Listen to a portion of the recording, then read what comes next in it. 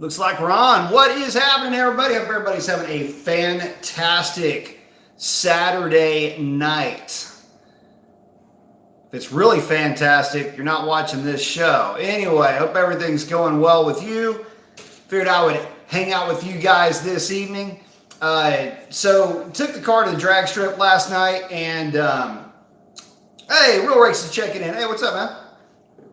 And figured I would give you a bit of a heads up. I posted a quick ride-along video, but wanted to go over some things, kind of some, not really an issue, but just a thing that ran into at the drag strip last night. So let's check in with everybody. Let's see.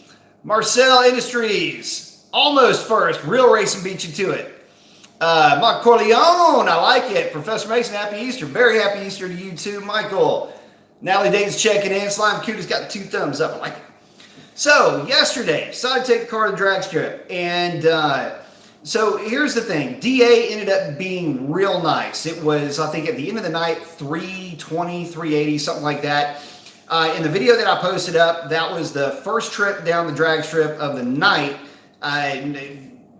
DA was around 780. The car went a 1065 at like 127, 128 miles an hour. One of the issues that I ran into, though, is actually it's twofold. When I went to, last weekend, I had gone to HMP, which is an 8th mile track here in Houston, and apparently either during the drive down or at some point there, I had actually cut one of the drag radials, or the ET Street R's. Actually, cut's a bad way to put it. It's more like a divot, a chunk taken out of it. So, but along with that, every time I launch, the wheel rotates just a little bit inside the tire.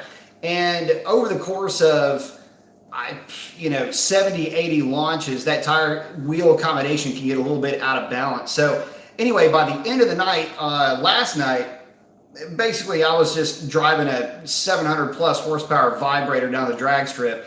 And as tantalizing as that may seem to some of you guys, it gets a little bit, I don't know, it's not that much fun when you're clipping along at almost 130 miles an hour on the big end of the track. But that being said, we didn't bitch up, kept running the whole night, and ended up running in 350, I'll just say DA, thereabouts. Ran a 1058 at just shy of 130 miles an hour. So it's kind of a cool thing for me. I actually was able to accomplish a goal. I wanted to make sure that, or I wanted to see rather, if the car would run a 1050 in positive DA, and it did. And it was a 58, so that's good. Mile an hour was showing good. I just kind of wish the freaking headwind wasn't what it was. So earlier on in the night, that very first pass, the video that I posted, the headwind was running about 20 miles an hour.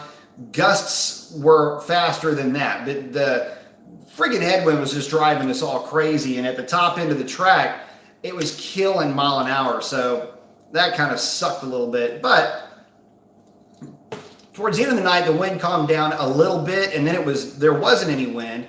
And at that point, I started whittling away a little bit deeper into the 1060 range, and then the last pass again was that 1058.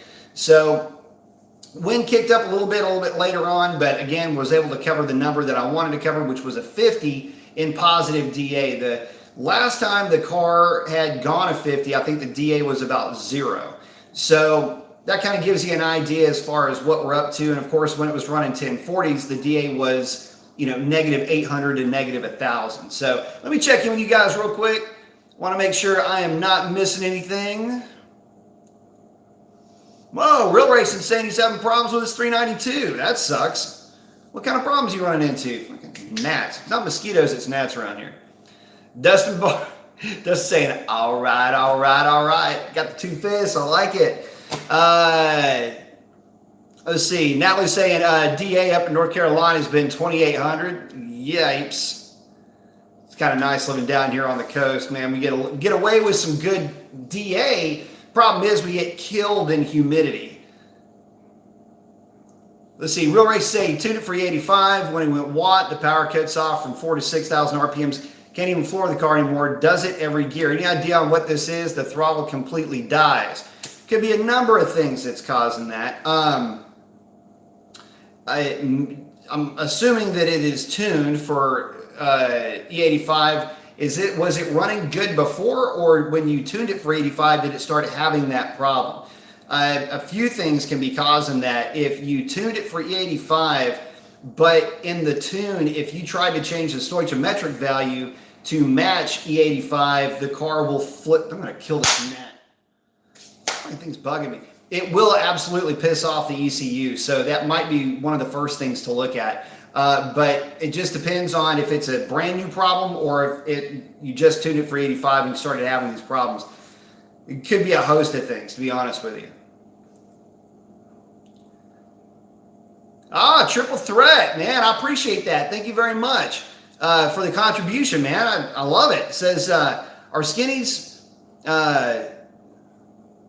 are skinnies, I guess you're asking, are skinnies on a Scat Pack worth about 1/10 in the quarter? Yeah, that's about exactly what they're worth. If you are running a drag pack setup, well, wait, the car's not on a drag pack setup. More on that in just a minute. But if you're not running a full drag pack, they're worth about 3/4 of a tenth to 1/2 a tenth. If you're running a full setup, it's typically worth about 1.5 to 1 3/4 tenth. For the full drag pack. If you're not running a tire that's really going to hook hard and it's a lightweight tire in the rear, you really only have about half of the equation there. So the good thing, if you think of it like this, the skinnies up front, you're going to save, depending on what skinnies you go with, you're going to save a grand total of about 50 pounds off of the car. And that's 50 pounds that is not only is off the front of the car, although it is, unsprung weight, but it is unsprung weight, so you don't have to have the rolling resistance to go along with it. So I run Race Stars with mine, and they're absolutely not the lightest tire you can possibly buy by any stretch of the imagination. However, they're durable. They're pretty stout. And I also run the Mickey Thompson, what's the name of the tire? Anyway, it's basically a tire that was developed for the Hellcats, 28 by 6, and the front skinnies are a 18 by 5 rim. Anyway, to get back to it, they are definitely worth some time in the quarter mile, but they're definitely worth more if you have the full drag pack setup, which I highly recommend for that car. Speed Freak saying, love some car chat from the garage. Got the devil horns, I love it. Shice, you're so late. Yeah, we do late night editions every once in a while. These are, for the most part, a little bit more laid back than some of the ones that I do that are a little bit earlier. Some technical questions here, but typically it's just me talking about the late night stuff, is me talking about what's going on with the car more, what's going on with Mopar stuff in general. Oh, wait, let me plug this thing in. You'll get some behind the scenes chat that goes on, just different things that I'm working on, stuff like that on the late night shows. Natalie Dayton saying, I lost 1/10 in the 8th. Hang on a second. Oh, because of 2800. Yeah, for sure. No doubt about that. Yeah, that 2800 sucks to run in. Down here, so to give you an idea, and let's talk about DA for a minute. So DA can mean different things to different people. If you live in, well, let's say 0 density altitude, and you're dealing with a density altitude that's around, I don't know, 2800, that means that it is hot as hell and is probably very humid. If you live in an area that is, 3,000 feet above sea level to start off with, then a density altitude of 2,800 feet means that you are basically in 200-foot mine shaft conditions. It's going to be cold, it's going to be very dry, or at least not really cold, it'll be chilly, but it will be dry. And that is going to be a situation where your car is going to run really well just based on temperature. You're able to keep those temps down low. So it's funny, I'll say, God, man, the DA was terrible. It was 1,800, and guys will chime in, 1,800, I would kill for 1,800. Well, yeah, sort of. Typically down here, 1,800 means it was hot, probably muggy. Track has pretty much gone away because all the dew point's going to be low, and you're going to have, just funk all over the track. So, but yeah, 2800 DA is going to kill ET for sure. Let's see. Man, I did something to this feed and I completely screwed it up on my end. Real Race saying, he was asking about the 85, by the way, tune. He said, yeah, it was right after I tuned it. It was fine before. Going to tell my tuner about the matching the storage table thing, though. Could it be ECU pulling back time to be conservative? No, not at all. What it probably is, he might have done something. If he doesn't, it depends on who the tuner is. Depending on how well versed they are in Mopar, there's some things that you can do, especially if you're used to tuning GM stuff or Ford stuff for that matter. That doesn't play with Mopar. When you start tuning for E85, you're basically adjusting the fueling tables really more than anything else. Short term is going to be the key to that, just mainly at idle. But yeah, it is probably going lean, and that's the issue that you're running into. But again, without having it on a dyno, without having a wideband hooked up to it, it can make it a little bit difficult to actually diagnose it. But it absolutely has something to do with fueling. The only other question is, how much bigger of an injector did you put on the car when you put the new injectors on it? You got to make sure you're putting bigger injectors on the car if you're going to go E85. So again, just something else to consider.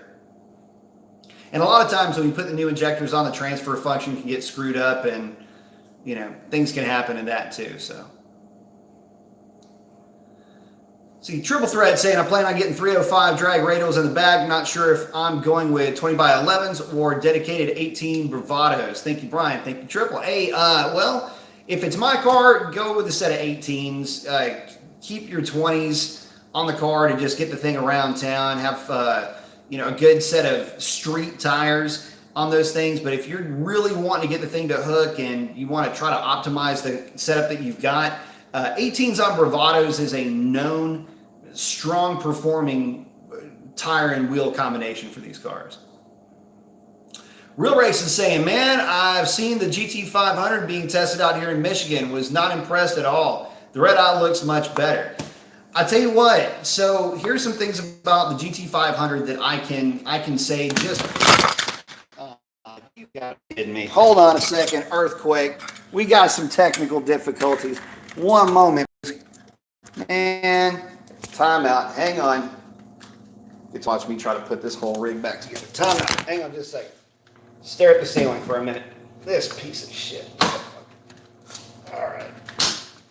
Doing a little impromptu show here. Timeout. Hold on. All right. Is that better? Yeah. Never a dull moment. All right. We're back. All right. Oh, hang on. Time out. We're back. Okay, so hang on. Let me bring this back a little bit. So getting back to the GT500 stuff, some of the things I'm just not really that impressed with so far is how Ford is bringing that vehicle to market. They are trying to be coy, saying, well, it'll run sub 11 seconds. It's going to do this. It's going to do that. It's got a DSG style transmission in it. And because of that, I'm having a very difficult time wrapping my heart around that car. And you guys know how big of a fan I am of GT500s in general. And the problem with the GT500 is that the GT is so good. And it doesn't take much. Not that it's cheap, but it doesn't take that much to get a GT500. Get that motherfucker?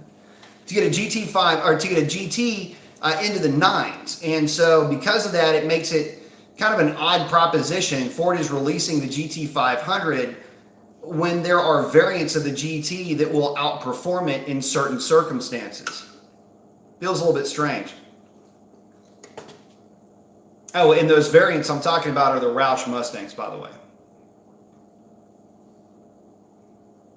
Sean Egan saying, good evening, happy early Easter. Happy early Easter, Sean. Says, I have the same front skinnies, tires, and wheels as you do.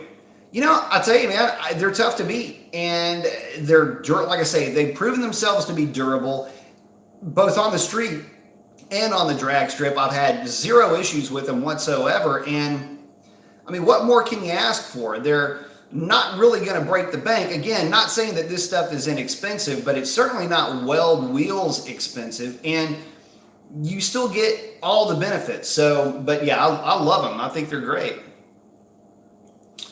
Speed Freak's asking, when a PCM is swapped for an unlocked one for a tune and car is put back to stock, can a dealer see it was swapped once the PCM is back in place? Yes, you can.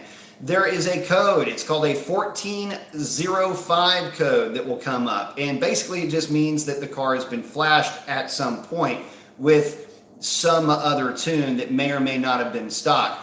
Normally, though, if you get something flashed at the dealership, the 1405 code is a non-issue. It just doesn't show up. Typically, it is there to basically flag the car as having an aftermarket tune in the car. And that's something that, again, may or may not create an issue. My truck was tuned, and I took it to the dealership, and it was a 14, by the way. And when the lifters were replaced, they were replaced under warranty. So I don't know what that would affect in terms of, warranty, having warranty problems. But, again, if you're getting into tuning, you're pretty much going into it with the understanding that there's a chance that you're forfeiting your warranty in the process. That's a long way of answering the question of yes, they can. Sean Egan saying, sorry, I'm running 275 5017 M&H Racemaster tires on the back on FR 500 wheels. Very nice. I know those will hook. Triple Threat saying, I'm also going with PK Auto Design's Hellcat replicas. They weigh 26, 27 pounds. I suspect my current replica SRT wheels weigh 45 plus pounds apiece. Knocking off 20 pounds of wheels should help a lot. Any weight you can knock off will help a lot. Absolutely. Let's see. Oh, Sean is saying, put the diff brakes on today. Very nice. Seats are coming out next weekend. May 4th opening. Very cool. A little later than normal this season, 200 pounds lighter and 30 more horsepower should knock down that 12.3 a tad. Yes, it absolutely will. You're probably going to see a solid 2.5 to 3/10 knocked out of that number. I'd be willing to bet. Oh, Real Race is checking back in. Says he's put the Hellcat injectors in. It says, I appreciate you answering. By the way, they have tuned the 85 scats before. Weird that they screwed me up. You know what, man? I got to tell you, not in their defense, because I'm not really in that business, but man, you've heard me say it time and time again, man. Every one of these Mopars is just a little bit different. You can have two Hellcats and mess with the same parameters in those two operating systems and have some different results come up. Some of them just react differently to how you are adjusting different parameters in their operating system. Some of the later 2015 to mid 2016 cars had an issue with calculated torque being messed with, where none of the other cars do. Not that that's really needed anymore because we have transmission tuning. That was a table that you could help to firm up the shifts a little bit. But now that transmission tuning is available, you don't need it. You don't even have to adjust it. But again, it was just a weird situation, and that same scenario spreads across different tables throughout the operating systems in these cars. Let's see. Oh, Speed Freak's asking, can you explain exactly what a rear diff brace actually does, other than take money out of my bank account? I know what you're saying. So what the diff brace is doing is it's keeping the diff from rocking too much in any one direction, either rocking on acceleration or on decel. And it is also limiting its travel up and down. You got to remember that even though this car has independent rear suspension, the differential is suspended with rubber bushings, basically. And the diff brace basically just limits the amount that the diff can actually move, which keeps the diff from kicking over potentially too far during very hard acceleration. Now keep in mind, it takes a hell of a lot to deform that bushing, that big bushing that's in there. So what it's doing is, you've got your diff. So let's say my head is the diff. just above or right in kind of eye level with that diff, you're going to have the actual rear cradle. There's a brace on the rear cradle. And when you launch, the diff will rock over. That brace just keeps that diff from rocking over too much. Also, the diff can, as the pinion tries to climb the ring gear on acceleration, the nose of that diff is going to try to come up. And what that brace will do is it keeps it from deforming as it's riding a little bit. So that's basically it. They do help to take some stress out of the rest of the suspension, or rather the rest of what is suspending the diff. But in terms of, what do they actually help? I'm really not sure, because what you really need is just better bushings back there. Some Durlin bushings, or something along those lines. The urethane stuff, what have you. I know that Performance has come out with a new brace that uses another bushing back there. Basically, it's doubling up on the bushing stiffness, but I question that a little bit, because all you're really doing is you're adding a second bushing that's the same bushing that came in the car stock. Why not go with a Durlin bushing or something like that to really hold the thing in place? I don't know. I can't answer that. Just something weird that I noticed.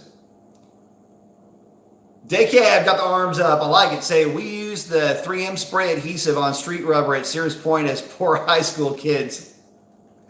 Ted got mad. Yeah, so we did the spray adhesive. What else did we do? What the hell was it? Anyway, but yeah, I know what you're talking about. There was a belt dressing is what I was trying to think of that we used on our tires. It was the spray-on stuff that you would put onto your fan belt or your serpentine belt to keep it from squeaking. And that's what we used. We would hose them down with that and actually drag race out in front of the high school. Sean Egan saying, thanks for riding along today. Yeah, in fact, I got a couple of more. It just, the internet out here in the sticks sucks ass, and it takes forever even to load those. The 60 foot on that pass was a 158 with a 7. I'm sorry, 157 with a 7, I think is what it's 60 foot on that one. It was the car was running 157, 158s pretty much all day. And I think that was actually the slowest pass of the day. But in decent air, that car is always a 160, 60 footer. I mean, you just about set your clock to it. See, Dustin's checking in. Oh, hang on a second. Sean Egan, thank you very much. I appreciate the contribution. Thank you so much. Let's see. Truly, I do. It's I'm trying to read this. 460 for Dynajet horsepower at the wheel, Scat Pack 6-speed. 1760 foot, a little donation to help me bench my car into the 11s. I'm already at a 1230 with 30 less horsepower and 200 more pounds. Nah, brother, you are definitely there. Thank you again. I do appreciate it. You with the weight for your car is actually going to help you more than it will an automatic, because automatics, you get the benefit of the torque multiplication with the converter, and you're also not having to slip the clutch as you're coming out of the hole with your car. So I have a feeling that the weight is actually going to give you a little bit more of an advantage, or at least a little bit more of an assistance in getting that ET down a little bit. Get you some good DA, and yeah, you're absolutely going to get that thing into the 11s, and no doubt about it. And as far as, the tire and wheel setup, you're going to benefit from a little bit lower air pressure, by the way. You're going to probably benefit from running really no more than about 21 PSI on the back of that thing, because you're going to want to use the tires as a secondary source of a cushion when you're launching that car. You want to try to get some wrinkle out of those tires, whereas the automatics, the trick with the automatics is trying to run as much air pressure as you can just before they break loose. So in your case, you have to use the carcass of the tire to help you launch that thing out of the hole. And believe me, man, I spent a lot of years racing manual transmissions, and There is an art form. There are some tricks to it, but the main thing is just to think of the tires more as part of the suspension of the car, and think of them as think of the pressure as more of it's almost like another bushing in the suspension that you want to try to utilize to help absorb some of that shock to where it'll launch you forward, as opposed to just lighten the tires up. Let's see.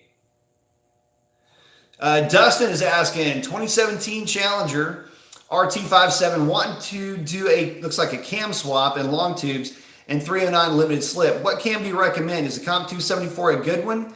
Not for a 5.7, it's not. If you're looking for something off the shelf, I would go with the NSR grind. Some of the more mild NSR grinds, but throw a set of springs and push rods in there along with the Hellcat lifters. Reason why I say that is it depends on how many miles you have on your car. Springs could already be a little bit on the tired side. I always recommend going with a ported intake manifold. If you're going to do a cam, you may as well optimize the entire setup. And realistically, depending on other factors, I mean, you can pick up a solid 30 horsepower on a 5.7 with just a small cam. The thing with the 5.7 is you don't want to get too aggressive with any of the Hemis, but the 5.7, especially the newer 5.7s, you got to be a little bit on the conservative side, because if you don't, you will kill all your bottom end torque, even more so than a 6.4.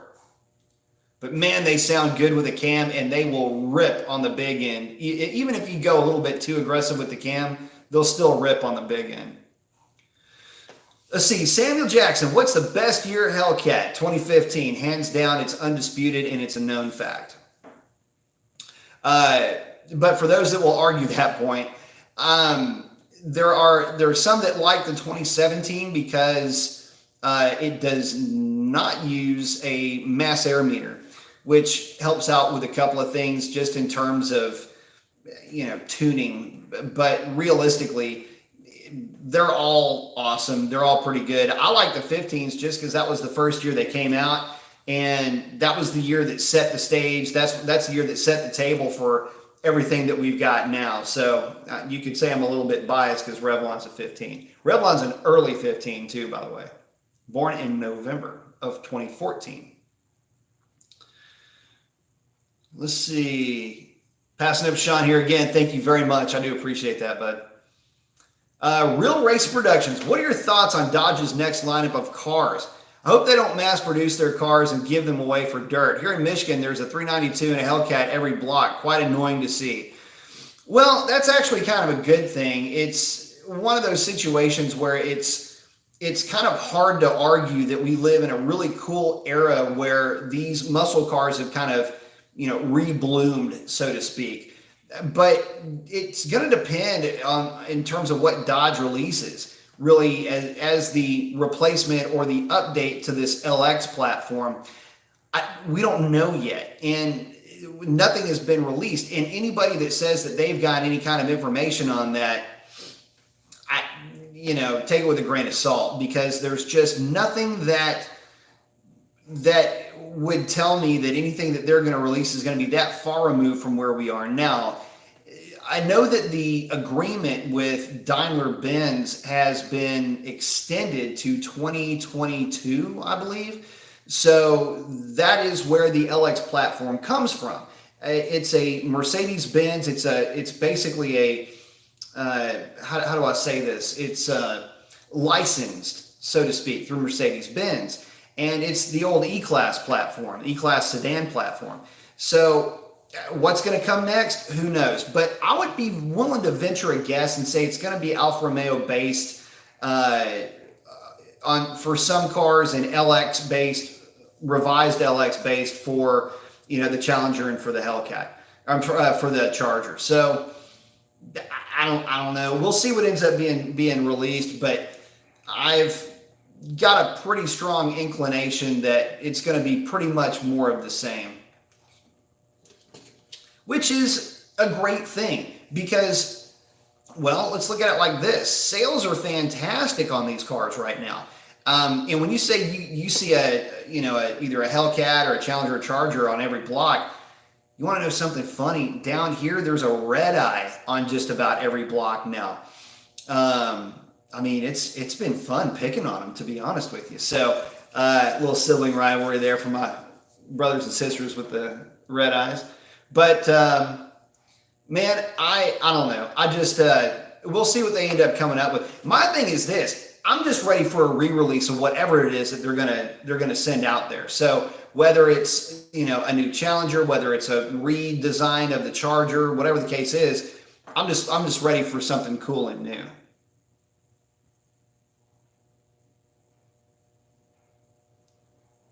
Arnold is saying, that is such a cool background. Man, you must use really good software.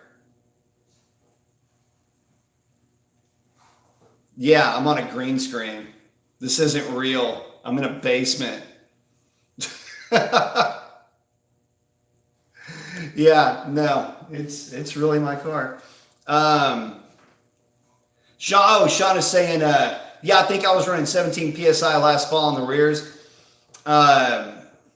I would say that's around where you're going to want to be. 16 to 18 is going to probably be the sweet spot, but you'll just have to play with the pressure.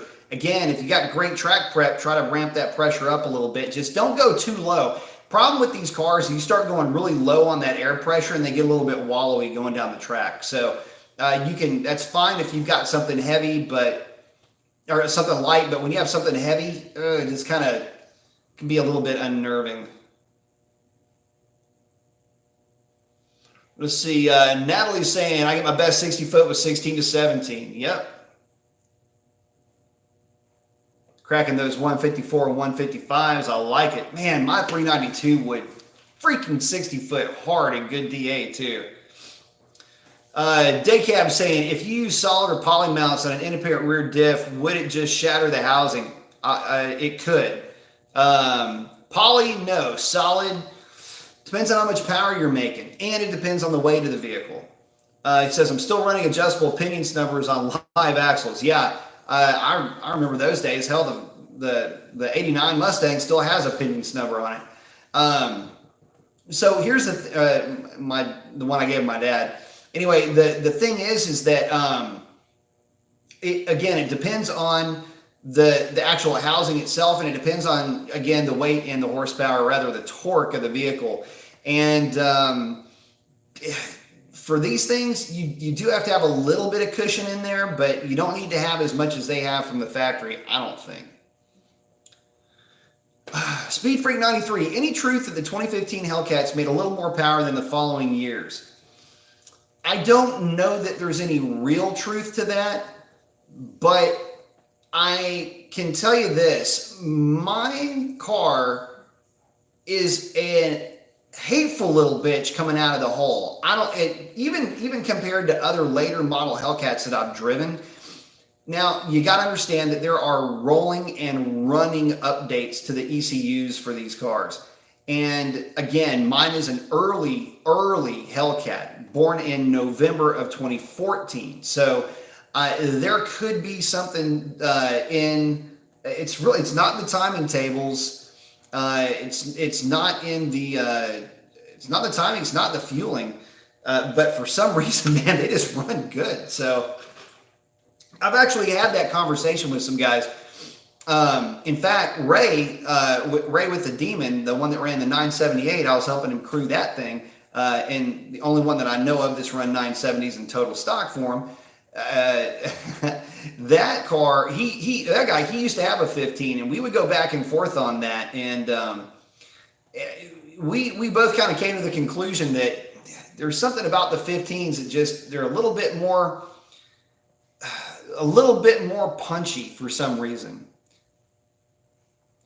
Sean is asking, what years had the issue with the superchargers? There was a run of superchargers toward the tail end of the 2015 model year and the beginning of the 2016 model year that were having some issues with the superchargers. I don't know how many cars were affected. If I were to if I were to venture a guess, I would say maybe somewhere around 300 to 500 cars at the most. I don't even know if it'd be that much. Again, I'm just kind of shooting in the dark here, but let's say it was 300 cars. And that was a bearing issue. It was a secondarily sourced vendor, and it was just a bad batch of bearings. It happens, manufacturing stuff. So, but it's a thing you can get replaced at the dealership. I think they just were swapping out superchargers at that point. So, let's see. Sean saying the weather has turned very nice, and I'm seeing lots of Challengers out, and I like it a lot. I do too. Mopar taking over the world, baby.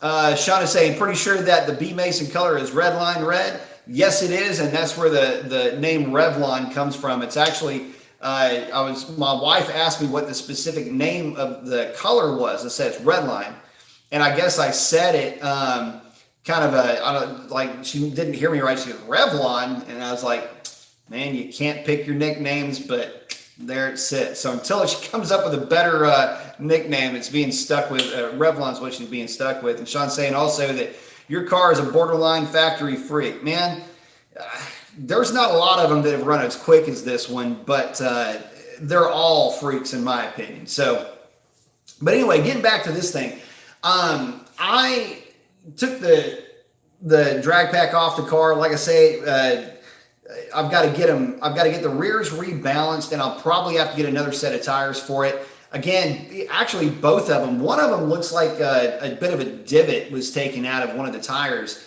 and I don't really like running these tires when they're injured. So before the car goes back on the drag strip, I'll probably have to get another set of tires for it.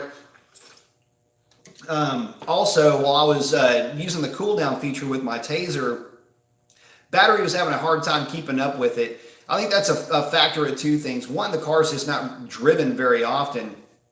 And two, the battery is, the battery's coming up on, it's over 5 years old. So it's probably getting to be about that time where I've got to put a new battery in the thing. So I'm going to be getting hit with a new set of tires and a battery here pretty quickly.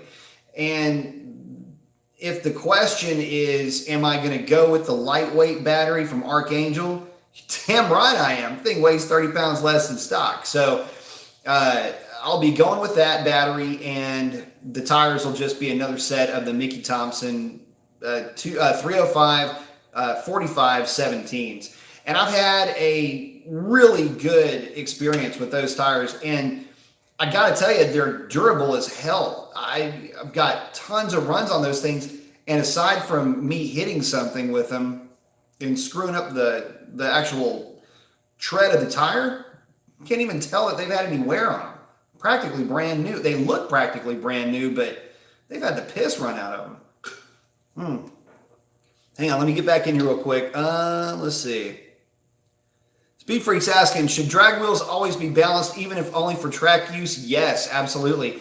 Again, I'll give you an idea. I'm spinning the wheel inside of the tire on my rears ever so slightly. I mean, it could be 1/8 of an inch, but that stacks up over time, and the tire will get out of balance. So, no, you always got to keep them balanced, and once you start feeling any real semblance of vibration, just pull them off. Take them to your buddies at your local family-owned place. I try to steer clear of any and all large commercial tire shops, NTB especially, discount for the most part as well. They'll get them balanced and get you right back in the hunt. Scat Pack, do you ever get wheel hop? No, I don't at all, and that has been nice. With my drag setup, I never get any semblance or any kind of wheel hop whatsoever. Even on a hard spin, it still really won't wheel hop too much. Now, on the street, when I'm running the street setup, the idea with the street setup is that you run street air pressures in the tires, and you make sure that your contact patch is as flat as you can get it. Then you're typically not going to run into too much wheel hop on the street. If you try to cheat that number down a little bit, if you try to run a lower pressure than what you really should be running, say 32 PSI, you're trying to bring the thing down to 23, 24 on the street, you can run into some wheel hop because you're actually cupping the tire, and the tire will rotate and it will spin a little bit, and then it'll bite, and then it'll spin and it'll bite. And it's because it's cupped. So run the right air pressure for the scenario that you're in, and wheel hop really shouldn't be too much of an issue unless you're just railing on the thing. In some cases you will, but with this car, none to very slight. And even when it's slight, it's just a little bit of a hint. And I did a ton of tire testing, by the way, just so you know. Different tires. I used ET Street SS. I used the Nitto Tri 5R, and I used they're not on the car. I keep pointing back from, so used to the thing having a track pack on it. But and I used my ET Street Rs, and ET Street Rs never even had any kind of wheel hop, no matter what pressure they were at. But again, that's not really a tire you'd want to drive around on daily at all. The ET Street SS's did wheel hop, and they had more of a tendency to cup at higher or at lower pressures. And that's when I was doing the pattern testing with the tires. The Nitto Tri 5Rs didn't like, for me anyway, any pressures that were below 32. Anything below 32, and they would get into some okay or fairly decent wheel hop on the street. Got them up to about 34, and on the street they don't really wheel hop. But then again, I don't really beat on my car on the street. I will, I'll spool it up every once in a while, but for the most part, if I'm in my car on the street, I'm just kind of putting around. I really don't play with it too much on the street.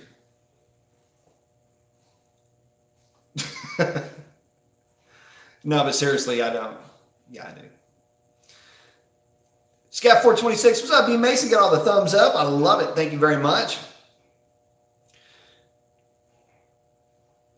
Oh, Sean Egan asking, I've had an 82, an 86, an 89 5-liter Mustangs and a 93 Cobra. Have you had any of these cars? Yes, I have. I have had an 89. Still do have an 89 5-liter. I've had an 88 5-liter notchback and a 93 SSP notchback. As far as quarter mile times, the 89, when it had the supercharger, was mid 11-second car. The 88 never made it to the drag strip, and the 93 would run in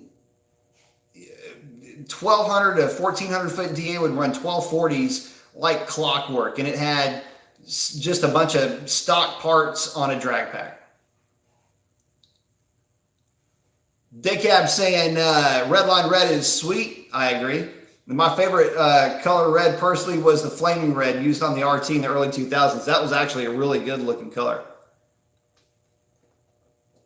Speed Freak's asking, does a lightweight battery still fit in the stock location and bracket? Yes, it does. Haven't heard of any issues lately with that, by the way.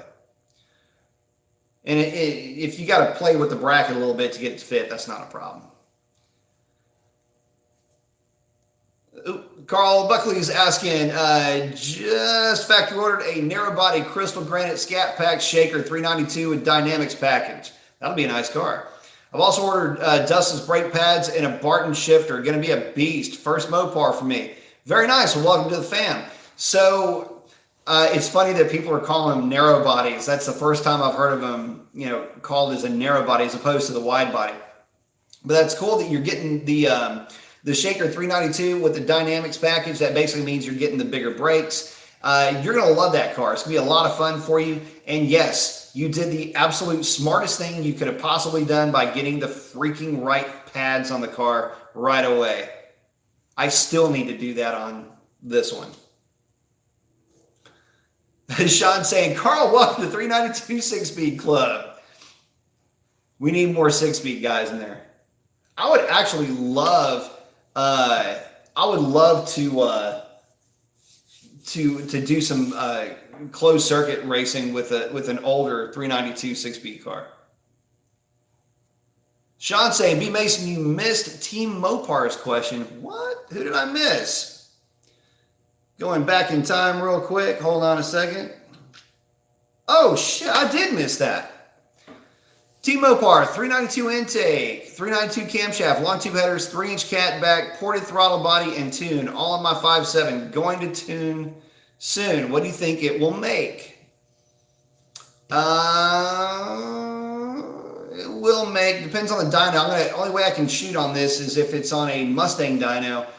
I'm going to say it's going to make, if it was on a Mustang dyno, it'd be about 358 to the rear wheels.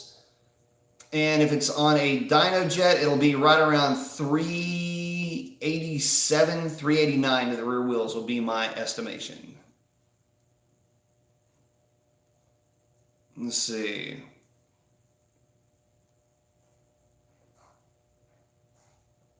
Jeffrey Bender. Hey, what's up, Jeffrey? Saying, hey, what up, B? What up, Jeffrey?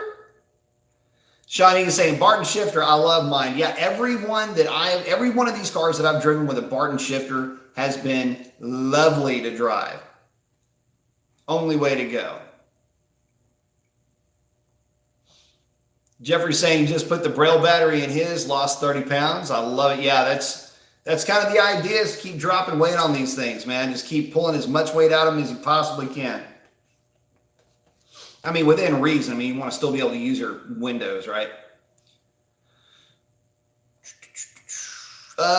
Jamie is asking, he's saying he's got a 2018 Redline Red Scatty. Very nice. Can you recommend a reputable tuner in or around Georgia?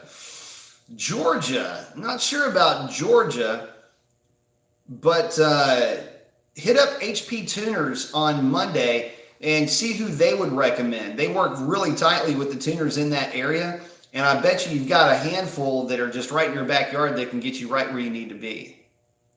But if you buzz HP Tuners and just ask them, who do you guys work with? Who are your vendors in Georgia? They can steer you in the right direction. Absolutely.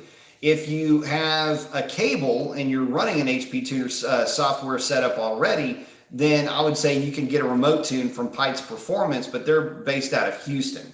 So just something again to think about.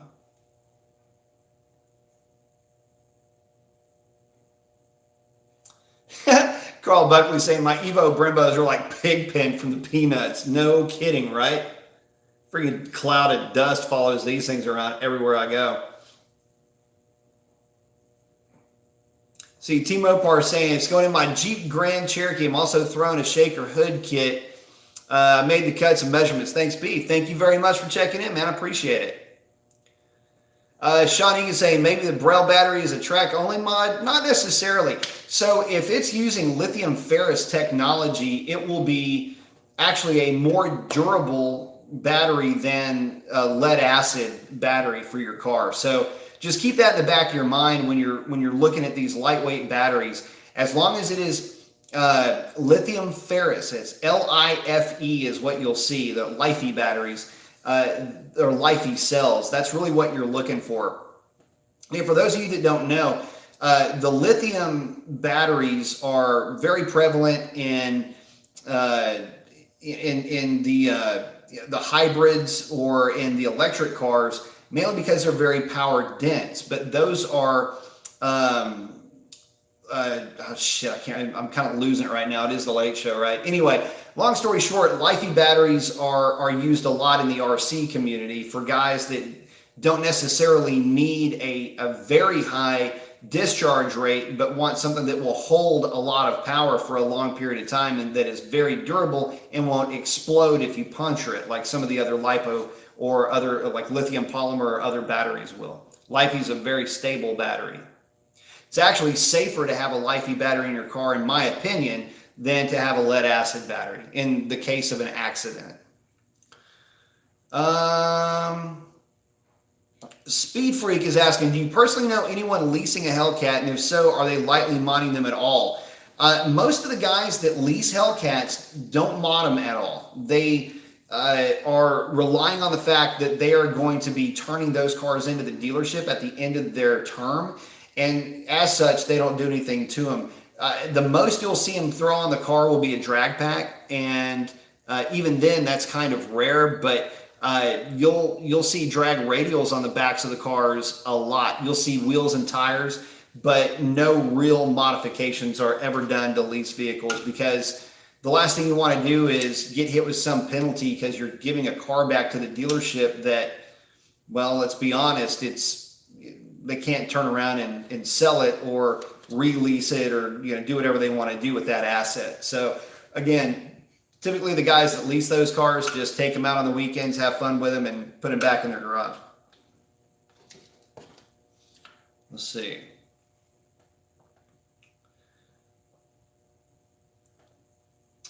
Sean is saying, I need a recommendation for brake pads that are not as dusty for my 6-piston Brembos.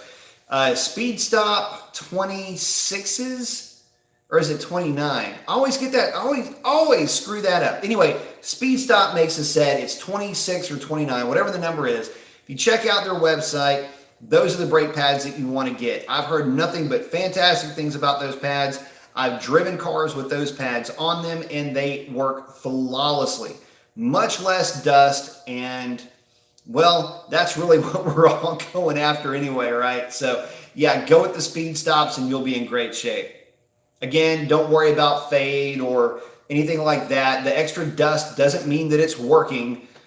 It's like when you would get a cut, and your dad would, pour, a cheap whiskey on it, say, make a man out of you. It stings. Well, it tells you it's working. Anyway, we didn't have Bactine or rubbing alcohol when I was a kid. Let's see. Scat 426. I'm starting to see 1320s on the road. It's tempting to buy one, but not enough difference from a regular Scat Pack to make me want to buy one. I'm thinking about buying the Demon Springs. Get the Demon Springs. Carlisle Racing makes a set that are, in essence, the same thing as the Demon Spring. A lot of guys have gone with them. I don't think that my car would really benefit a ton from the Demon Springs, mainly because I don't have any problem getting the car to hook to begin with right now. But that being said, it doesn't mean that they wouldn't help. In fact, it would be kind of nice to have a slightly stiffer spring in the back, just to keep the squat a little bit under control. Haven't played with it yet, but next time the car does go to the drag strip, which will probably be leading into October, that's something else I'm going to get into. I'm going to be playing with some settings, with just the launch of the car. But so far, 60 foots are pretty sick, and I really don't want to mess with a good thing. As far as what difference there is between the 1320 and your garden variety Scat Pack, look, guys, I got to tell you something. I'm sure that there's something to the car not having a passenger seat, no back seat, and that being a determining factor in that car dropping or at least picking up a couple of tenths in ETs. But when I drove Warren's Scat Pack Core at my track rental, I went 1194 or 1192, something like that, in his car, and it's stock with nothing else done to it but a drag radial. And I mean, it went 1190s like clockwork that day. So I'm pretty sure that there's not going to be a ton separating it. Now, that being said, the 1320 is special. It's a great car because it allows the grassroots guy to be able to get his hands on something that he can go out and basically mash on over the course of a weekend event, or just take to the drag strip on a Friday night or a Saturday night, whatever the case is, and not have to worry about having problems with it. And to be honest with you, not have to shell out the kind of money for obviously a Demon, but a Hellcat or even a used Hellcat can get a little bit pricey. And this gives you all the technology, more or less, of the Demon, but gets you in at a price point where, you basically have yourself a pretty nice, very consistent car that you could basically bracket race and actually be very competitive right out of the box. So for that, I commend Dodge for what they're up to. But, to kind of build your own car, I mean, most guys foot brake anyway, so get you a Scat Pack, foot brake it, pull the front seat and the back seat out, put the Mopar rear seat delete in it, a lightweight battery and a drag pack, and throw a tune in it, and you've got yourself a freaking 1150, 1140 car in really good air. Kind of hard to beat that.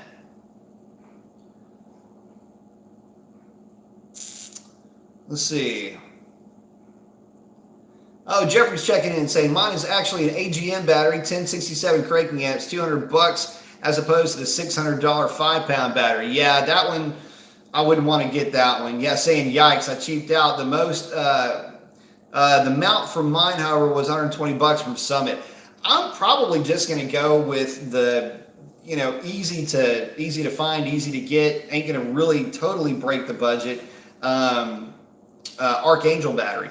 It's the same size, more or less, as the stock battery, and it will work or can be easily made to work with the stock bracketry. So that's probably the direction I'm going to go with mine. And it's Racer X did that with his, and a buddy of mine that I was racing with this weekend did that with his as well. And good looking battery, fits in there just fine. And again, I mean, you're saving about 30 pounds. I can't really fault it anywhere. So for sure, a good idea. And Sean's asking, did that headwind drop and then you made some better times? Actually, it had dropped, and one of the passes that I had made, the car was still pretty hot when the wind dropped, but it still went a low 1060 at 128 miles an hour. And on the last pass, the wind had died down a little, or had started to come up a little bit, but it was not even a shadow of what it was earlier in the day. And that's when the car went the 1058. DA had dropped a little bit though, so that helped as well. But no, and speaking of which, getting back into the car, so I've got to get the tires for it.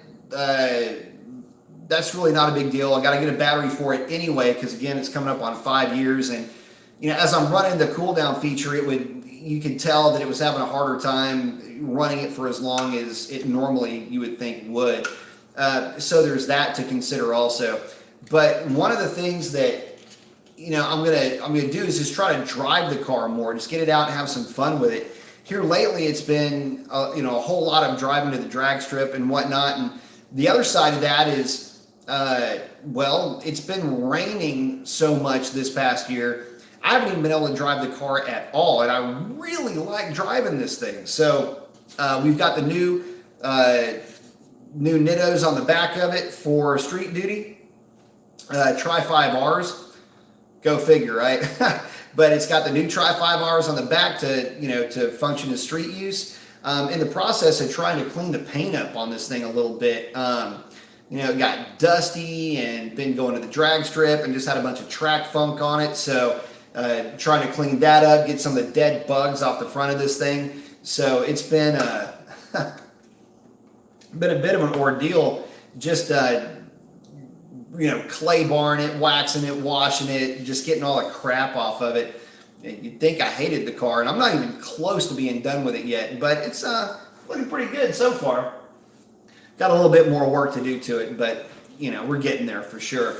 But I am looking forward to, again, getting the new tires in the battery on the car. And what I would like to do is I want to try to pick this summer the absolute worst day in terms of density altitude that I can find. I would love to get one of these, July,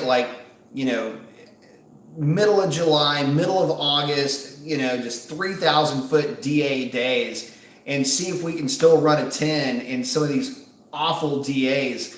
Because I'm not going to do any tuning with the car until, say, around January. It's not really going to do me much good to start messing with it now, especially when I'm still kind of going after that stock record. And as far as I'm concerned, I can't even unlock the computer. It's got to stay completely locked. So in the meantime, what do you do to keep things interesting with this car, which I thought you would never even hear me ever say? How do you keep things interesting with a Hellcat? That's the stupidest. Anyway, but that's one of the things I want to do is I want to prove that the car will run a 10-second, or will actually run or grab or achieve, or whatever word I'm trying to find here, perform a 10-second time slip in the absolute worst DA, highest heat, highest humidity that I can find. So that's next on the list, or next on the list of hope to do here. Greatest Hits is asking, what do you think about the 6.1 Hemi? I love it. It's the closest thing to an LS you're going to get with Mopar. And, you know, the downside to them is they do not make the power that the 6.4 does. Really, it's unfortunately not even all that close, but you can do some things with the 6.1 that you can't do with the 6.4. Namely, you put a more traditional cam grind in it. You can get the intake manifold extrude honed, which can also help you pick up some power as well. You know, a well-sorted 6.1 will make anybody have just a permanent smile on their face, provided you don't get overly aggressive with the cam. But you know, it's a 6.1, so you can actually, in some ways, have a little bit more fun with it. It's the last of the old school non-VVT, intake runner adjustable manifolds, all of that stuff. It's actually a lot of fun to drive the 6.1 cars. Let's see. SRT Crazy checking in saying, hey, what's up, Mopar Master? What's up, SRT? Saying, my son listens to the chats with me and asks almost every night if you're going to be on. Oh, thank you very much. I love that. Thank you. Anyway, he wants to know what muscle cars you like besides Mopars and Stangs. Pontiacs. Pretty much any Pontiac that you can mention, I like. I have always loved the disco era of Pontiac Trans Ams and formulas. My favorite of all of those is the 73 and 74 Super Duty 455 Trans Ams. Those cars look so tough, and they are such strong cars as well, and they have got a potential to make power like none other. They are realistically they are a set of pistons, rods, and milling of a set of cylinder heads. You don't even have to mill the cylinder heads to be well over 500 horsepower, and they make a boatload of torque. So those are some of my favorite cars, and just in terms of muscle cars that I like. I'll always be a fan of Corvettes, even though Corvette isn't really considered a muscle car per se. I still love Corvettes. My favorite years are the 1962 Corvette and the I'm a big fan of any of the C3s as well, but I think my favorite is the 62. Would be that year just before they went into the actual Stingray as opposed to the Mako Shark body style, even though they called the Mako a Stingray, which is still weird to me. But anyway, let's see what else. Oh, well, AMX. American Motors made some really cool muscle cars back in the day. The AMX in particular was a really neat car. And if you're not familiar with American Motors and AMX, check them out. They were a little bit late to the scene. They really weren't a sports car or muscle car company, but they did towards the late 60s and early 70s start making some really neat cars. So those are fun to check out as well. But awesome question. Thank you very much.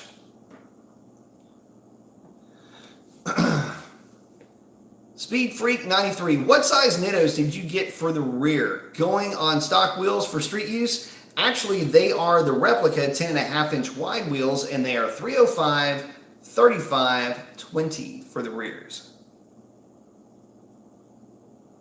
Sean Egan saying, if you run at 3,500 feet and run 11, it will break your heart. Actually, if this thing runs a low 11 and 3,500 foot DA, it wouldn't really break my heart. It would be about right.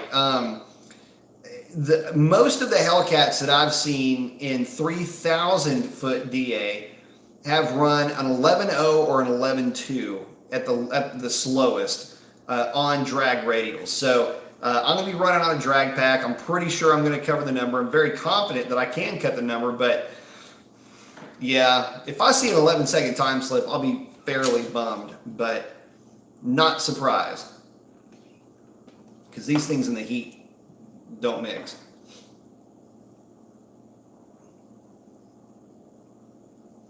Oh, Sean is saying you should, let's see, wear your car in, oh, run it in street and track to see what it actually weighs. Should weigh my car in street trim and strip trim. Okay, so in strip trim, the way that it sits right now, it weighs 4240 without me in it. With the way that it sits now, I'm actually going to be taking it to the same scale that I weighed it at with the drag pack on the car, and I will get you a weight on that. That's another reason why it's in street trim. Sean's saying all big block TAs from the 70s are awesome, man. I love them. I cannot tell you how much I love that setup. In fact, I didn't get a picture of it. I was speaking with a gentleman that is big into Pontiacs at the drag strip Friday night. Had a 78 Camaro with a, I think it was a stroked. Anyway, it was a Pontiac engine in a really clean looking Camaro, and he was running high nines with that car, naturally aspirated. Daycab 421 HD was a bad motor. Yes, it is. Sean saying my dad took me to see Smokey and the Bandit in '77, and I was in love. Absolutely. Let's see. Yeah, and I freaking love Trans Ams. And that's the other cool thing. So Pontiac always had their own engines, and it's one of the reasons why, for some reason, when the LS platform Trans Am was the big deal, I love the look of the car, but it didn't have a Pontiac engine. It was just a generic GM engine, and it just kind of bummed me out a little bit, because I used to love the different way that Pontiac would go about making power, and Buick for that matter too. I'm leaving out Buick. How can I do that? Buick GS Stage 1, one of my all-time favorite cars. It was big, 455, but the Buick 455 was not the same as the Pontiac 455. Buick had the lighter weight block. The only downside to that is that you really couldn't turn them up that high, because you could crack the block, but you could turn them up high enough to embarrass pretty much anything on the street, and this thing was a barge, and it would scream. So that's another favorite of mine. I always like the big body cars also. So any of the bigger cars, I always like those. Posner is asking, do you have a video that goes into great detail on pulley tune for the Hellcats? If a pulley in a tune, 285, 93 pump at sea level, what elevation could I go up to safely? Does air temp need to be a factor? I kind of do. I've just released a two-part video series that's basically, mods for your Hellcat. The first video is basically me just talking about, just basic bolt-on stuff, and then the second video I go a little bit more into pulleys. So basically, to recap, check that one out, and check both of them out. Don't forget to like and subscribe, and click on those advertisers often and early. Oh man, I don't even do it to my own videos. I don't expect y'all to do it. No, let's see. You're asking if I got a pulley tune 285 93 pump at sea level, what elevation could you go up safely? Oh, okay. If you got that set up and you're at sea level, then you can go as high as you want. And if the car is safe at sea level, it'll be safe at higher elevations. Where I warn guys is if you get your car tuned at high elevation and then come down to sea level, what happens is this. At higher elevations, and this really starts to happen above 2,000 feet above actual sea level, geographically, like you're up here, we're down here. When you tune the car at the higher elevations, sometimes you'll need to add more timing to that combination to get power out of it. And you can kind of get away with that because you have less air density. And at 2,000 feet, you'll have 6% less air density than you have at sea level. So you can kind of start running the math around at that point. Less air means less cylinder pressure. Less cylinder pressure means you can run more timing and make a little bit more power. But once you start coming down to sea level, you start getting that boost back and then some if you end up going low because of a low density altitude condition, so the temperatures drop. And that's one of the reasons why I warn guys for the track rental. If you're coming down from elevation, pull a couple of degrees of timing out of your tune. It may save your engine. And for those that heed the warning, they have a good time. For those that don't, you have a problem. And again, it's the way of it. The fact is that if you have an aggressive tune at a high altitude, you've got a tune that will absolutely pop at low altitudes, and especially low altitudes on cool days. That's another reason why it's so important with these Mopars in tuning, that you are dealing with somebody that does in fact speak the Mopar language and understands the unique challenges that come with tuning Mopars. In particular, you're dealing with a vehicle that weighs a lot. And because you're dealing with a vehicle that weighs a lot, you can't get away with that extra timing that you can in lighter cars. That's one of the reasons why a lot of these Mopars started popping early on, and people were putting superchargers on 392s only to start having problems with them. Well, they were tuning them like they tuned a normal wedge head engine, an LS or an LA whatever Mopar. It doesn't matter. You've got to treat these things a little bit differently. And again, a lot of it has to do with mass, but a majority of it has to do with, on the Hellcats anyway, you start coming down in altitude, you get the air back, and you're going to start building cylinder pressures that you've never built, you've never made before, and the tune just won't accommodate it. That's a long explanation. Sorry about that. Looks like Mihimi, am I saying that right? Are all coil packs made alike, or are some better than others? Stick with stock and you don't have to worry about having an answer to that question. That's all I will say. Stick with stock. We run stock coil packs on cars making 1,200 horsepower to the rear wheels. So that tells you something. Just make sure you're running the right spark plugs and running the right spark plug gap. Dickab's chiming in, hashtag Javelin, absolutely. Jamie's checking in and saying, I used to have an 80 TA, yanked the 301 and dropped in a 455. Wish I still had it. Good times. Actually, my brother-in-law has an 80 Trans Am. Had the 301 turbo in it. He has pulled that and is in the process of putting a 400 in it. That is going to be a nasty little car when he's done with it. Daycap, good point. Saying also, real Buick V8 had distributor in the front. My 68 Skylark used to trip out Chevy boys. I bet. Very nice.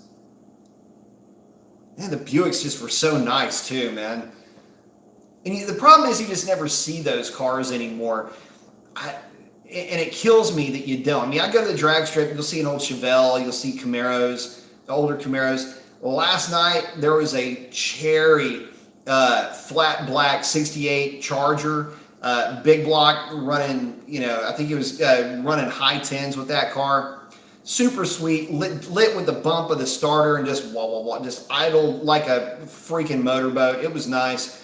But yeah, you just never ever see the Buicks anymore, which is a shame because 442. What am I thinking? W30 442s, man. Damn. So many things. So many of the older. Then the problem with the muscle car era, you had so many really, really, really cool cars back then. You just don't, and you can't have the level of just cool today that they had back then. And I understand that they were made more or less as a plaything, and they weren't really made to last. But man, the ones that people have taken care of and have restored, they are so cool to check out because just all the little cool details and the way that the shifter feels, whether it's manual or automatic, just the way that the shifter feels, the way that the car smells, it's just such an awesome experience, and you're never going to get that again, which is a bummer because, damn, they're a lot of fun. Big Guys 45s, saying, hey there, new viewer here, nice car. Thank you very much. I appreciate that. Thanks for hanging out with us tonight. Miami saying 7,200 foot DA in Brandomir, man. Screw that. I need an oxygen mask if I was hanging out with you right now. Mile High Hemi for sure. Mile High, you got a mile and a half on us. Oh, Sean saying, coincidentally, I actually got a chance to walk around a 71 Buick GS Grand Sport, kind of the last hurrah. Maybe that was super rare. I was lucky to see it, I guess. Rare down here, that's for sure. I mean, you just don't get a chance to see the older cool stuff anymore. And again, it's a bummer because you don't, oh man, there's just nothing really to compare it to. And people have tried to compare like the Hellcat Charger to some of the big block cars back then, but that's really not a fair assessment. Really, the 392 is a closer approximation to how those cars ran back then. And but the big block and the biggest power number and biggest power levels. What's funny is that all of those cars with a solid tune, a good exhaust system, a little bit of weight reduction, and a wheel and tire package that was set up for drag racing, yeah, all of them would go into the 12s. You would see these published numbers of 13.5 or 13.4, 13.2. Yeah, nobody ran them at the drag strip on stock tires. It's like taking a 392 car to the drag strip on stock tires. You're just really not going to see that. So, yeah, same thing. You put a slick on that car, and they were freaking fast. Let's see. Oh, Poser's in. Thank you very much for the contribution, man. I do appreciate that. Saying thank you for the detailed answer. You bet. Saying glad I'm at sea level and not a higher elevation. You and me both. The higher elevation, when you come to sea level, a lot of guys take for granted where they live. Let me just start over and say that. A lot of guys take for granted where they live, and they never really get outside of where they live, so their tune doesn't ever really suffer the consequences of being hit by the DAs that we can get hit with down here. And but consequently, if you've ever gone to higher density altitude areas and have run your car, you'll know exactly what I'm talking about, because you will swear that something's wrong with your car until it dawns on you. Oh yeah, I'm at altitude. And really, the fun part about it, though, is that typically when you go up in altitude, you dump humidity, and so and you're dealing with a little bit thinner air, so the car will feel really still feel strong. It'll just be the numbers low, and you get the time slip and go,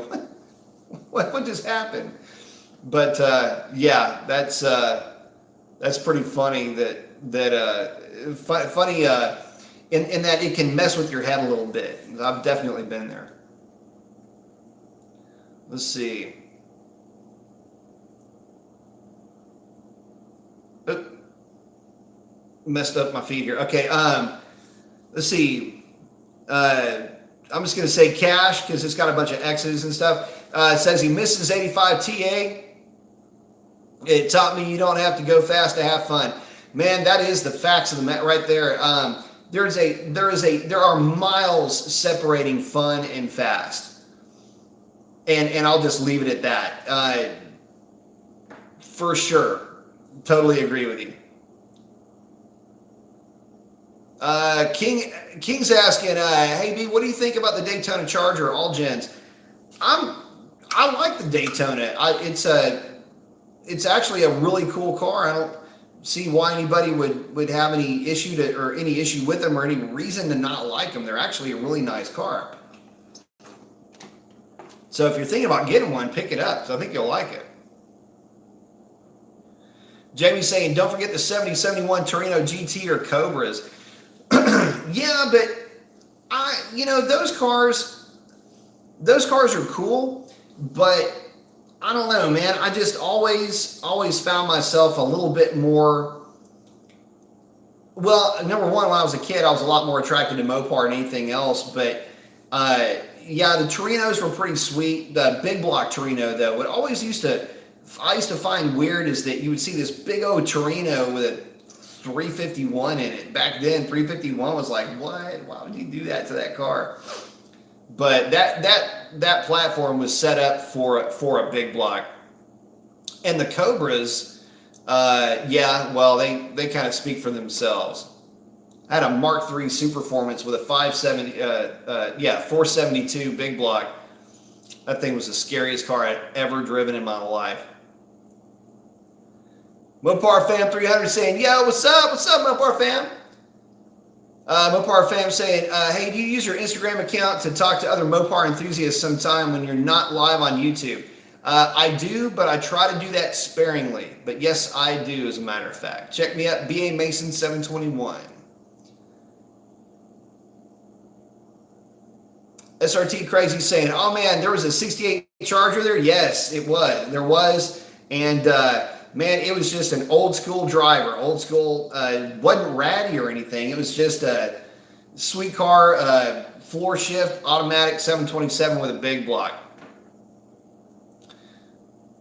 Saying that was his first car in the beginning of his Mopar addiction.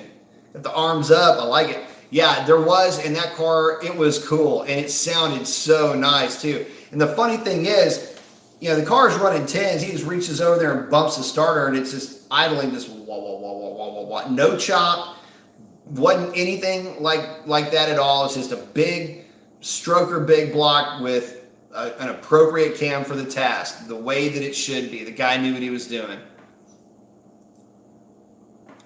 See, Johnny's saying he had a 69 Firebird, one owner, 404 speed tack on the hood. Very cool, by the way. Took my wife now, took his now wife to the prom in 78, dropped a Ram Air 4 in it, and then let it go for a 73 Corvette. Really missing that car now. Yeah, I would be missing that car too. Oh, and then Daycap saying, gotta remember those 13s are on polyglass tires and cushy springs. Yeah, they are. Did not hook for nothing. 70.5 440 Challenger with bump timing and fuel pressure would go 11s with Caltrax and drag radials. Am I right? Yes, you are right. 440 would absolutely go 11s. Yeah, you see, timing, long tubes.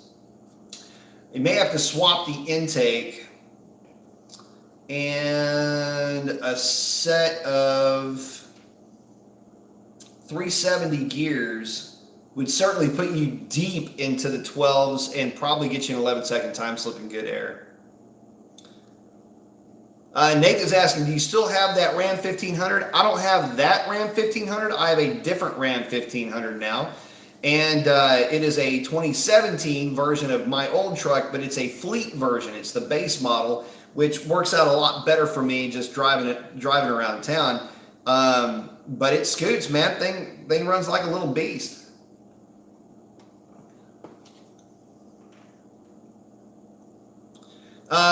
Big Dad is asking, do you think the Dodge will bring back the Dakota since Ford, Chevy, and Toyota are back in it? I don't know.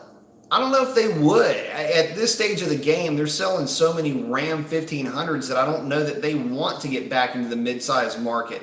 And you got to remember, the midsize did kind of go away as a market segment, or at least in terms of being a viable market segment. So I'm not really sure that they're going to go there. I think what they will do is they will change up and offer some different engine combinations for the 1500. Heard of some pretty cool ones so far. A new revised diesel and an inline turbo 6 are two that I've heard bounced around a little bit. But I don't know. We'll see where they actually go with those engine platforms for the near future. In the meantime, though, I doubt it very seriously. Again, because number one, you're kind of cannibalizing a little bit of your own business with that mid-size market.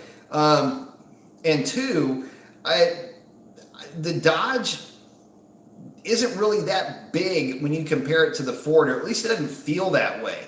The Dodge always felt like it was kind of in the, I don't know, maybe in the middle for me. I don't know. Maybe that's just more of a feel thing when you compare it to the Chevrolet, the new Chevy anyway. So, but then again, you look at the new Chevy and you look at the new Dodge, and they're all kind of just bigger.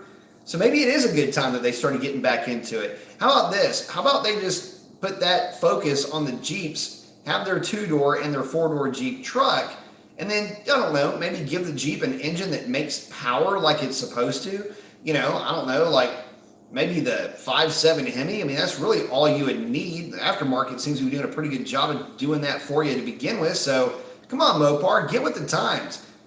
Throw something in the Jeep that makes about 350 horsepower and let her rip, man. Have some fun with that thing. That would be really cool too, if they had a revised version of the 5.7 that was just nothing but torque down low for that Jeep for rock crawling.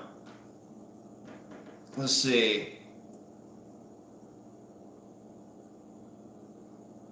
Mopar Famous asking, could you type in your IG tag in the comments for me? I think I made a typo on your name. I don't even know how to do that. Can't do it on this one, but it's just B as in Bravo, A as in Alpha, Mason, 721.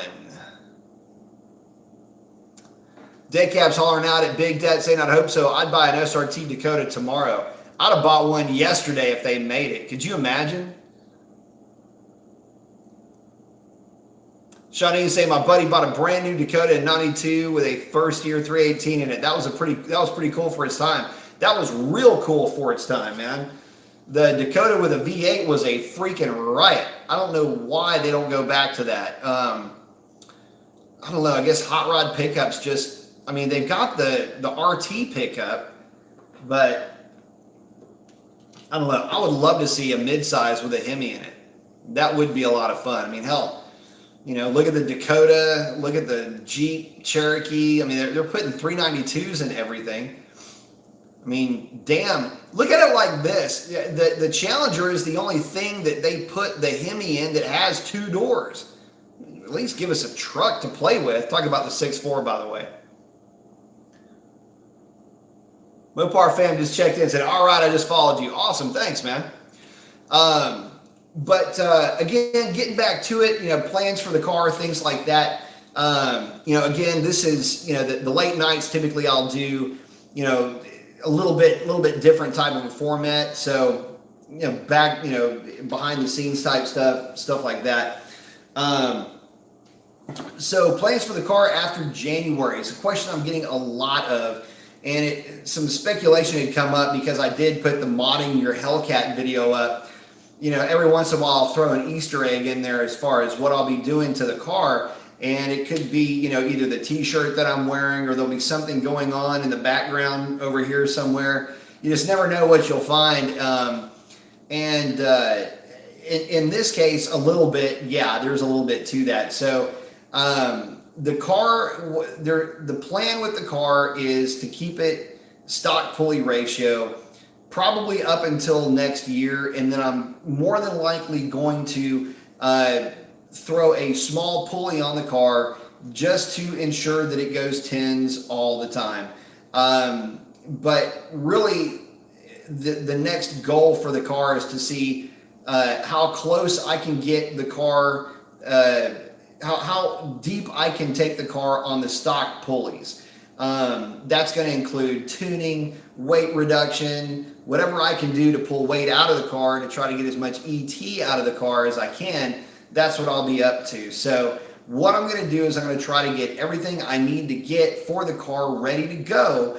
And when January comes along, I'm going to go after the stock record again, see if I can get it. And, you know, I've got about a month of time during January where I can go after that number. And then if I can, great. If not, to secure the record, that's when we start getting aggressive with trans tune, engine tune, weight reduction, and everything else I can do is just to see how deep we can get this thing into the 10s. I don't think I can get a 9 out of it, but see how deep we can get it into the 10s on gasoline. And then I may do an E85 tune to it just to see if we can get that 10.0 out of it with the stock pulley ratio. I think it's not too far out of the realm of possibility considering it's gone a 47, but I don't know. We'll see. I just think it's fun to play with them with the stock pulley combination just because there's a little bit of room in there, but I mean, you can still blow the thing up with a stock set of pulleys. So We'll see. Keep your fingers crossed.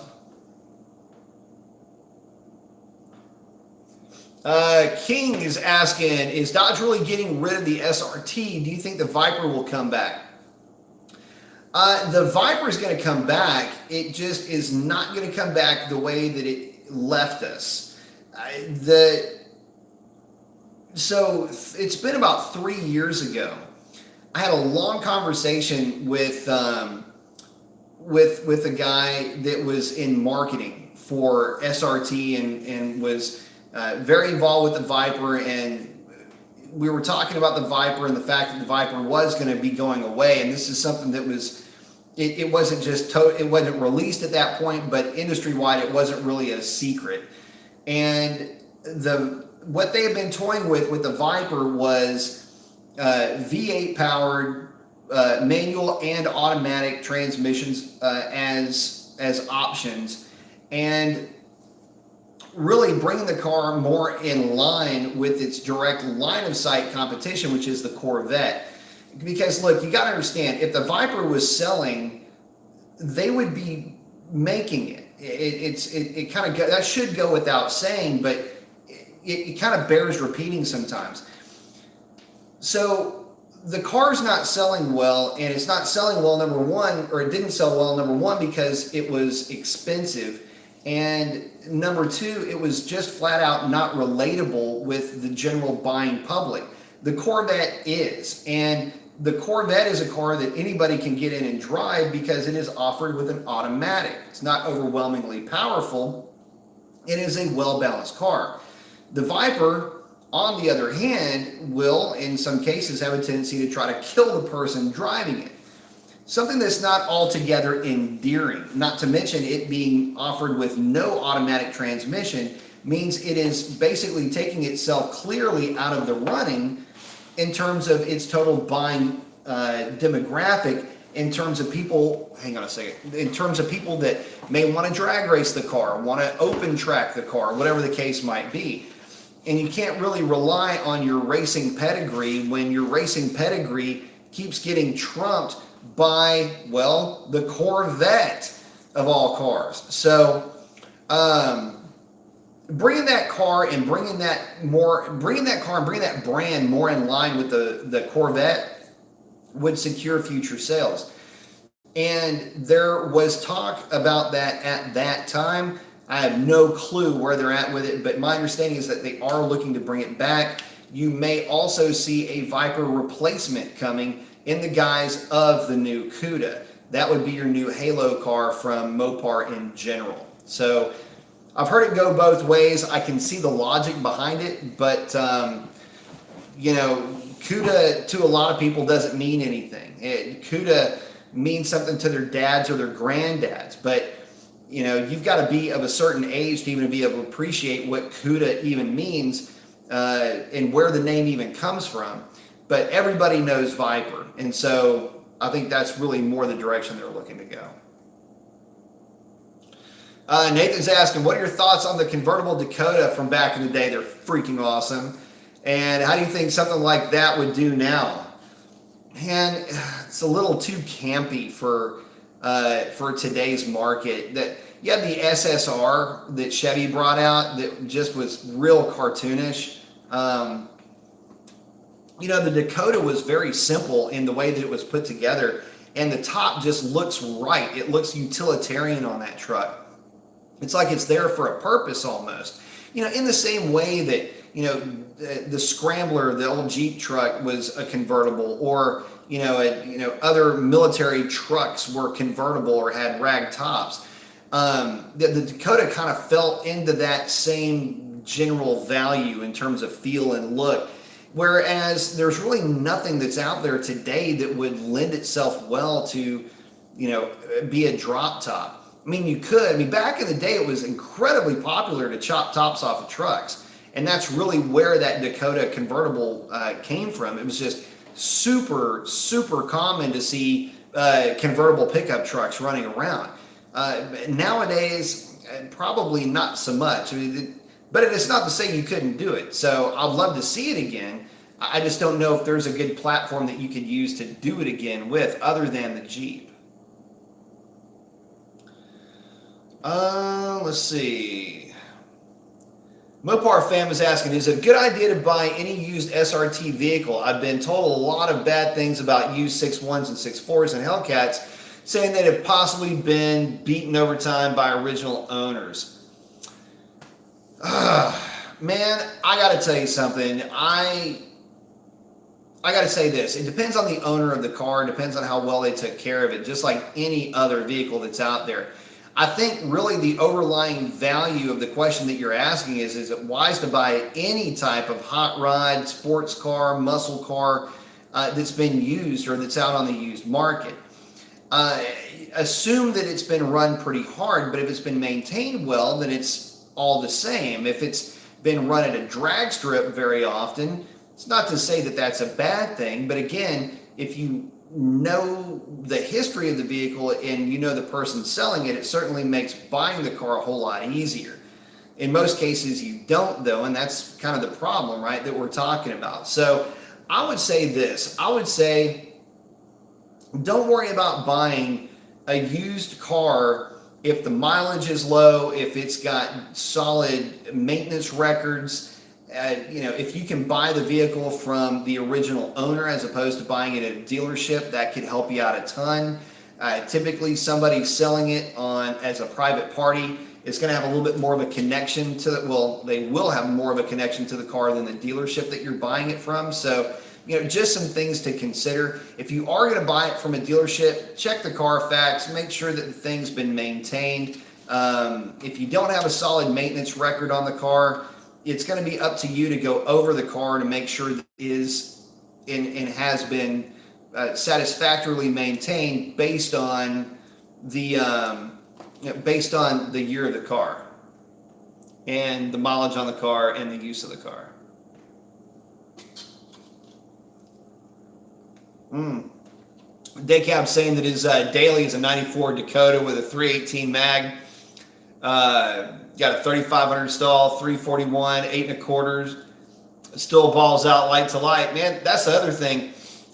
Those engines will run forever and ever and ever if you maintain them.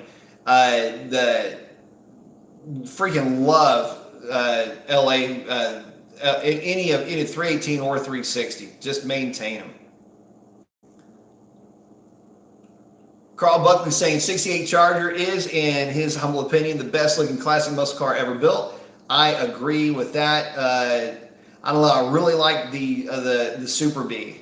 I like the theater of the Super B, just the way that it looks. But yeah, they are good looking cars. Any of the Chargers, and you're right. Sean said can't go wrong with a 68, 9, or 70 Charger. I agree with that 100%. But yeah, that dude was pretty cool that I was talking to for sure. Look at something real quick, get a timestamp. All right, we are coming up on an hour and 40 minutes. Well, guys, I'm going to shut it down. It is getting late. We are coming up on almost 1 o'clock Central Standard Time. I'm going to check out. I want to say thank you all to everybody that decided to hang out with me tonight on this late night edition. And hopefully I was able to give you guys some good background info on the car, let you know what I'm up to with it, plans and such.